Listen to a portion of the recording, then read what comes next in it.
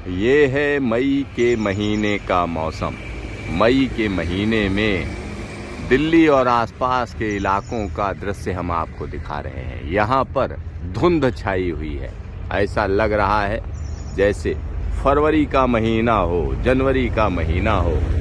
लेकिन अगर हम इस मौसम की बात करें तो यह मौसम कहीं ना कहीं सबको चौंका रहा है, और बुरी तरीके से चौंका रहा है, क्योंकि मई के महीने में कोहरे का नज़ारा हम आपको दिखा रहे हैं। और यह दृश्य दिल्ली एनसीआर का है। दिल्ली एनसीआर का दृश्य दिखा रहे हैं हम आपको। देखिए, आसमान में सूरज दूर दूर तक नज़र नहीं आ रहा। सुबह सुबह का समय है और ऐसा लग रहा है जैसे किसी पहाड़ी इलाके में हम चले आए हैं। और इस बार की अगर हम बात करें तो इस बार जो मौसम है वो कहीं ना कहीं हर तरह से चौंका रहा है, क्योंकि मई की शुरुआत की अगर हम बात करते हैं तो मई की शुरुआत में दिल्ली और आसपास के इलाकों में बारिश का सिलसिला चल रहा है। मध्य भारत में बारिश का सिलसिला चल रहा है और साथ ही साथ पूर्वी भारत में भी मौसम बदला हुआ है। और मौसम में यह बदलाव कहीं ना कहीं वाकई सबको चौंका रहा है। तो और यहाँ पर अगर हम बात करें तो यहाँ आप देख सकते हैं कि किस तरह से मौसम बदल चुका है।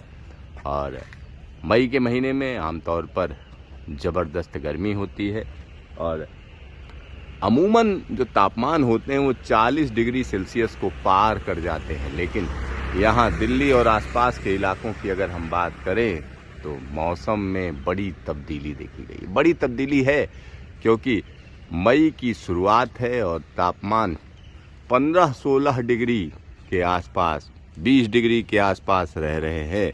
ये मिनिमम तापमान की मैं बात कर रहा हूँ। और अगर मैक्सिमम तापमान की बात करें तो वो भी 30 डिग्री सेल्सियस से नीचे है। यानी जो सामान्य तापमान होते हैं मई के महीने में, उसके मुकाबले जो तापमान में कमी है वो हम कह सकते हैं 10 से 15 डिग्री सेल्सियस तक है। अब आप सोचिए कि मौसम इस बार गजब बाजीगरी दिखा रहा है। और ये जो स्थिति है इसमें अभी फ़िलहाल अगले 24 से 48 घंटे तक बदलाव नहीं है और उसके बाद एक बड़ा बदलाव देखा जाएगा। तो यहाँ पर हम आपको दिल्ली एनसीआर के इलाकों की स्थिति दिखा रहे हैं कि किस तरह से मौसम बदल रहा है। और बदले हुए मौसम के बीच में हम आपको यह दृश्य दिखा रहे हैं। यानी दिल्ली और आसपास के इलाकों में ख़ासतौर पर इस समय का जो दृश्य आप देख रहे हैं वो नोएडा का है और यमुना के पास का है। आम तौर पर इस तरह का मौसम जनवरी फरवरी में होता है। तो मौसम की बाजीगरी हम आपको दिखा रहे हैं। दूसरी सबसे बड़ी बात यह है कि अगर इस तरह के मौसम के प्रभाव की बात करें तो क्या प्रभाव डालेगा मानसून पर, ये देखने वाली बात होगी। हालांकि मौसम विभाग का कहना है इसका कोई खास असर नहीं पड़ेगा, लेकिन अभी की जो स्थिति है उसमें कहा जा रहा है कि एक साइक्लोन है जो कहीं ना कहीं एक बड़े इलाके को प्रभावित करने जा रहा है। लेकिन अभी के जो एस्टिमेट्स हैं उनसे लगता है कि ये जो साइक्लोन बंगाल की खाड़ी में बनेगा वो बंगाल की खाड़ी में ही ख़त्म हो जाएगा, ऐसा मालूम दे रहा है। यानी तमाम लोग जो चिंतित हैं, तरह तरह की भविष्यवाणियाँ दे रहे हैं, उनके लिए मैं बता दूं कि ये साइक्लोन जो बंगाल की खाड़ी में बनेगा वो कहीं ना कहीं जैसे जैसे अपर लैटिट्यूड में आएगा वैसे वैसे कमज़ोर पड़ता चला जाएगा। क्योंकि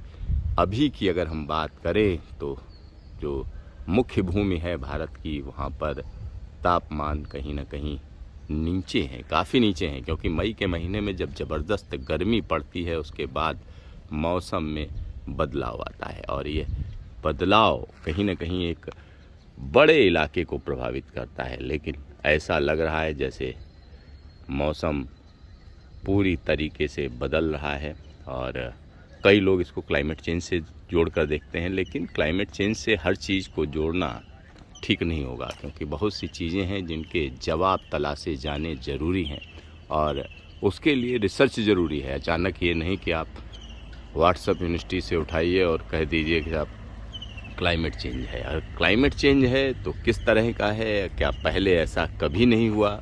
अगर हम पुराने आंकड़ों की बात करें तो 1969 में इसी तरह के तापमान मई में रिकॉर्ड किए गए थे। तो अब 1969 में क्या था, इस पर ध्यान देने की ज़रूरत है और इस पर रिसर्च करने की ज़रूरत है। तो यहाँ एक बार फिर से देखिए किस तरह से मौसम की अजब गजब बाजीगरी हम आपको दिखा रहे हैं। और ये स्थिति निश्चित तौर पर कही जा सकती है कि चिंताजनक है, क्योंकि मई के महीने में कई ऐसे फसलें होती हैं जिनको ज़बरदस्त गर्मी चाहिए, जिसमें सबसे बड़ी चीज़ आम की फसल है। आम की फसल बात किस तरह से प्रभावित होगी, ये देखने की बात होगी।